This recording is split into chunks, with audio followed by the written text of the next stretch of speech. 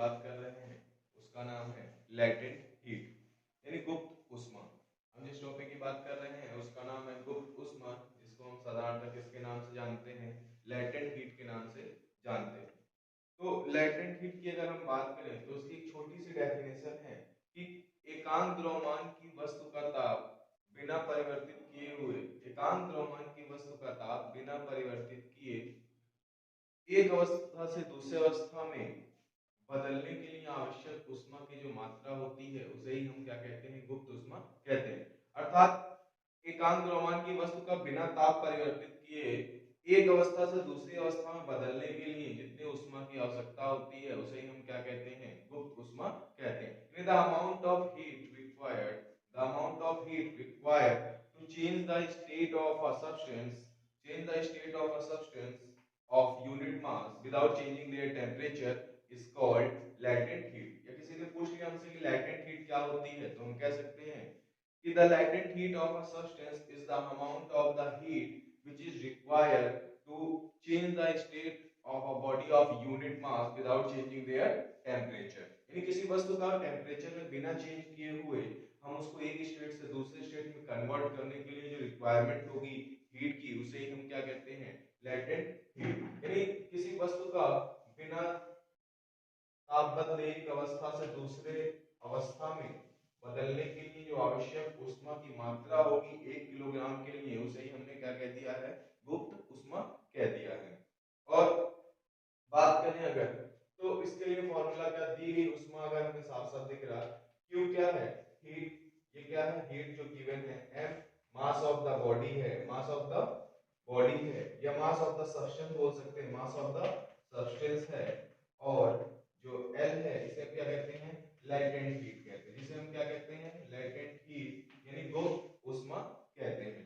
तो गुप्त ऊष्मा बहुत आसान है, हमको समझ में आ गया होगा कि किसी वस्तु का बिना ताप बदले या एकांक द्रव्यमान की वस्तु का बिना ताप बदले एक अवस्था से दूसरे अवस्था में परिवर्तित करने के लिए आवश्यक ऊष्मा की जो मात्रा होगी उसे ही हम क्या कहेंगे, एक अवस्था से दूसरी अवस्था का मतलब ठोस से द्रव में, द्रव से वाष्प में बदलने की लिए आवश्यक ऊष्मा की जो मात्रा होगी उसे ही हम क्या कहते हैं, गुप्त ऊष्मा कहते हैं। और ये कैसे पता है, अगर हम m = 1 कर दें तो हम क्या देख रहे हैं, q बराबर क्या है, l। अगर मास हमारा यूनिट हो जाए तो q किसके इक्वल है, l के इक्वल है। यानी the amount of heat required to change the state of a body of unit mass without changing their temperature is called latent heat. द्रव्यमान की वस्तु का ताप बिना परिवर्तित किए हुए एक अवस्था से दूसरे से ठोस से द्रव में, द्रव से वाष्प में बदलने के लिए आवश्यक ऊष्मा की मात्रा को हम लोग क्या कहते हैं, गुप्त ऊष्मा।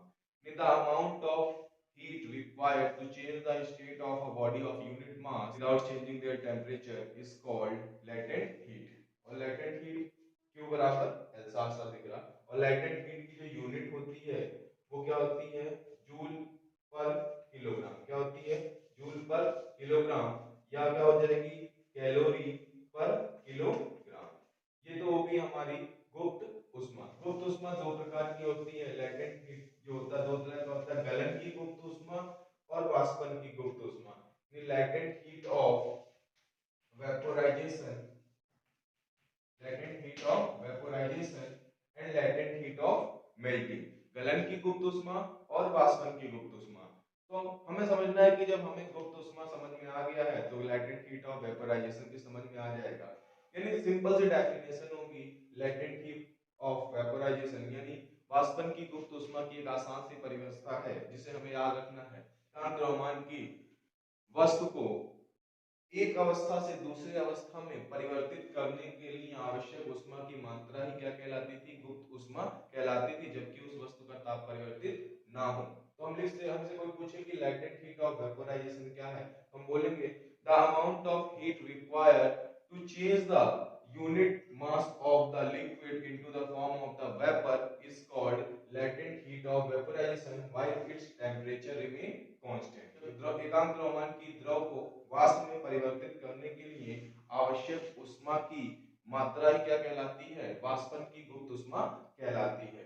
यानी बोल सकते हैं कि the amount of heat required to change the liquid of unit mass into a vapor without changing their temperature is called latent heat of vaporization. यानी बिना ताप परिवर्तित किए हुए एकांक द्रव्यमान की द्रव का वाष्प में परिवर्तित करने के लिए आवश्यक ऊष्मा की मात्रा क्या कहलाती है? वाष्पन की गुप्त ऊष्मा कहलाती है। और वाष्पन की गुप्त ऊष्मा का जो एग्जांपल हम लोग देखें तो हम लोग पढ़ रखे हैं कभी कभी, जैसे बोलते हैं कि अगर वेपर से जल जाते हैं तो ज्यादा कष्टदायी होता है, ज्यादा हार्मफुल होता है अगर हम वेपर से जल रहे हैं वाटर के कंपैरिजन में। इसका एक कारण ये है कि जो वेपर की लैटेंट हीट होती है 542 कैलोरी पर किलोग्राम होती है। क्यों? और जबकि वाटर की जो होती है वो होती है 80 कैलोरी पर किलोग्राम। इसका मतलब साफ है कि अगर कोई वेपर से जलेगा तो वो ज्यादा हार्मफुल करेगा, जबकि अगर वाटर से जलता है हॉट वाटर से तो वो कम, मतलब दोनों ही कष्टदायी हैं, लेकिन वेपर वाला ज्यादा कष्टदायी होगा जबकि वाटर वाला कम कष्टदायी होगा वेपर की तुलना में, क्योंकि वेपर की लैटेंट हीट ऑफ वेपराइजेशन हमारे पास 542 कैलोरी पर किलोग्राम है, जबकि लैटेंट हीट ऑफ मेल्टिंग जो है 80 कैलोरी पर किलोग्राम होती है। यानी अगर हमसे कोई पूछ ले लैटेंट हीट ऑफ वेपराइजेशन क्या है तो हम कह सकते हैं कि the amount of heat required to change the unit mass of the liquid into the form of the vapour without changing their temperature is called latent heat of vaporization। यानी हम बोल सकते हैं कि भैया एकांक द्रव्यमान की द्रव को वाष्प अवस्था में परिवर्तित करने के लिए आवश्यक ऊष्मा की मात्रा ही वाष्पन की गुप्त ऊष्मा कहलाती है, जबकि उसका ताप क्या हो? स्थिर। यानी latent heat of melting, latent heat of melting की अगर हम बात करें गलन की गुप्त ऊष्मा, तो ये भी बिल्कुल आसान सी है कि भैया किसी वस्तु को जो भी मान लो द्रव, हम सिंपल सी बात है अभी हमने द्रव से वेपर में कन्वर्ट किया था, अब हम कन्वर्ट करेंगे सॉलिड टू लिक्विड, तो बोल सकते हैं the amount of heat required to convert the unit mass of the substance from solid to the liquid without changing their temperature is called latent heat of melting. कोई पूछे हमें गलन की गुप्त ऊष्मा क्या है तो हम कह सकते हैं एकांक किलोग्राम की ठोस वस्तु या एकांक किलोग्राम की वस्तु को बिना ताप परिवर्तित किए हुए ठोस अवस्था से द्रव अवस्था में परिवर्तित करने के लिए आवश्यक ऊष्मा की जो मात्रा होगी उसे हम क्या कहेंगे? गलन की गुप्त ऊष्मा कहते हैं। किसकी? The amount of heat required to convert the unit mass of the body from solid to the liquid without changing their temperature is called latent heat of melting. यानी किसी एकांक द्रव्यमान की वस्तु का बिना ताप परिवर्तित किए हुए ठोस अवस्था से द्रव अवस्था में परिवर्तित करने के लिए आवश्यक ऊष्मा की जो मात्रा होती है उसे ही हम क्या कहते हैं? लेटेंट हीट ऑफ मेल्टिंग यानी गलन की गुप्त ऊष्मा कहते हैं। जैसे वाटर की बात करें तो वाटर के लिए होता है सॉलिड से लिक्विड में कन्वर्ट करने के लिए 80 कैलोरी पर किलोग्राम। क्या होता है? 80 कैलोरी पर किलोग्राम होता है। ये हो गया हमारा लेटेंट हीट ऑफ मेल्टिंग। अगर हमसे कोई पूछ ले लेटेंट हीट तो हम सबकी डेफिनेशन देखें तो बहुत आसान है।